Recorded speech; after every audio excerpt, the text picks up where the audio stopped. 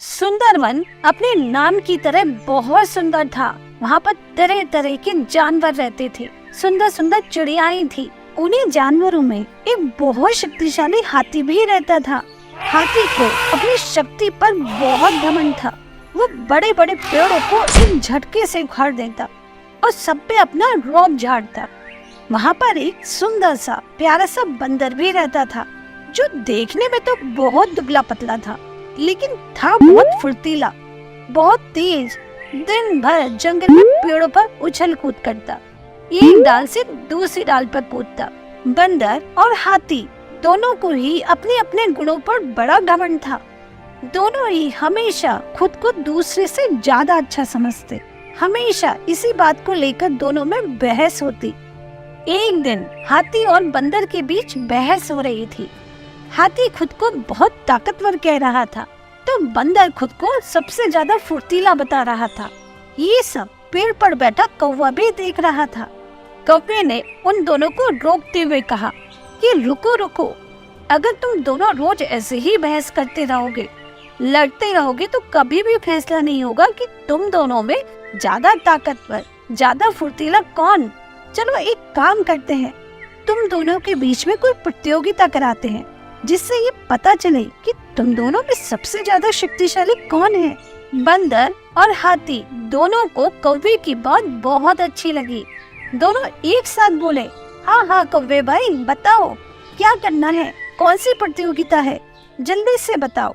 कौवे ने कहा, ठीक है बताता हूँ, पहले तुम दोनों शांत होके बैठो। इस जंगल को पार करने पर एक दूसरा जंगल आता है, जहाँ पर एक बहुत पुराना पेड़ है। कहते हैं उस पेड़ पर एक सोने का फल लगा है।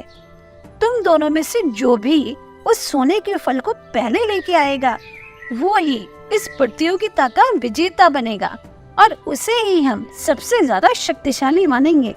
कौवे की बात सुनते ही बंदर और हाथी बहुत खुश हुए और एकदम से दूसरे जंगल की तरफ दौड़ने लगे। बंदर ने अपनी फुर्ती दिखानी शुरू की। वो एक ही छलांग में एक पेड़ से दूसरे पेड़ पर पहुंच जाता। हाथी भी तेजी से दौड़ने लगा। रास्ते में जो भी पेड़ पड़ता, जो भी चीज मिलती, उसे अपनी सूंड से उखाड़ फेंकता। जल्दी ही हाथी और बंदर उस जंगल से बाहर आ गए। अब इस जंगल से दूसरे जंगल जाने के बीच एक नदी पड़ती थी और उसे पार करने के बाद ही दोनों दूसरे जंगल में जा सकते थे। बंदर ने फिर अपनी फुर्ती दिखाई और झट से नदी में कूद गया, लेकिन नदी का बहाव बहुत तेज था। तेज तेज लहरें आ रही थी। बंदर नदी में बहने लगा। बंदर को नदी में बहते देखकर हाथी ने सूंड से बंदर को बाहर निकाला और अपनी पीठ पर बिठा लिया और बोला, बंदर भाई तुम ठीक तो हो ना, तुम्हें चोट तो नहीं लगी? हाथी की बात सुनकर बंदर बड़ा हैरान था। बंदर ने हाथी को धन्यवाद कहा और बोला कि हाथी भाई, मैं इस नदी को पार नहीं कर सकता। एक काम करो, आगे का सफर तुम ही जारी रखो, मैं हार चुका हूँ। बंदर की बात सुनकर हाथी मुस्कुराया और बोला, तुम्हें चिंता करने की कोई जरूरत नहीं है, तुम मेरी पीठ पर बैठो, मैं तुम्हें ये नदी पार करा दूंगा। हम दोनों साथ ही दूसरे जंगल में जाएंगे। बंदर हाथी की बात मान गया। वो हाथी की पीठ पर बैठ गया। इस तरह दोनों ने नदी पार कर ली और दूसरे जंगल में पहुंच गए। अब दोनों मिलकर वो सोने के फल वाले पेड़ को खोजने लगे। बहुत घना जंगल था। बंदर जल्दी से एक पेड़ से दूसरे पेड़ पर कूदने लगा और उसे जल्दी ही सोने का पेड़ दिख गया। बंदर ने हाथी को आवाज दी, हाथी भाई इधर देखो, इधर है सोने के फल वाला पेड़। सबसे पहले हाथी ने अपने सूंड से उस पेड़ को उखाड़ना चाहा, लेकिन वो पेड़ बहुत मजबूत था। हाथी की कोशिश के बावजूद वो पेड़ नहीं हिल रहा था। हाथी ने अपनी हार मानते हुए बंदर से कहा, बंदर भाई मैं इस पेड़ के फल को नहीं तोड़ सकता। बंदर ने कहा, कोई बात नहीं हाथी भाई, एक बार मैं भी कोशिश करके देख लेता हूँ। बंदर फुर्ती से उस पेड़ पर ऊपर चढ़ने लगा और जल्दी ही उस डाली पर पहुंच गया, जहाँ पर वो सोने का फल लगा था। उसने वो फल तोड़ लिया और पेड़ के नीचे उतर आया। बंदर कूदकर हाथी के ऊपर बैठ गया। दोनों ने नदी पार की और अपने जंगल लौट आए और कौवे को वो सोने का फल दे दिया। सोने का फल पाने के बाद कौवे ने पूछा कि बताओ, तुम दोनों में विजेता कौन है?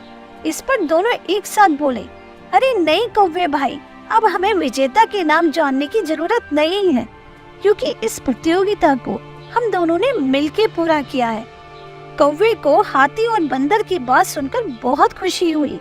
उसने दोनों से कहा, मैं तुम दोनों को यही तो समझाना चाहता था कि हम सब एक दूसरे से बहुत अलग होते हैं। हम सब में कुछ गुण होते हैं, कुछ शक्तियाँ होती हैं, लेकिन कुछ कमजोरियाँ भी होती हैं।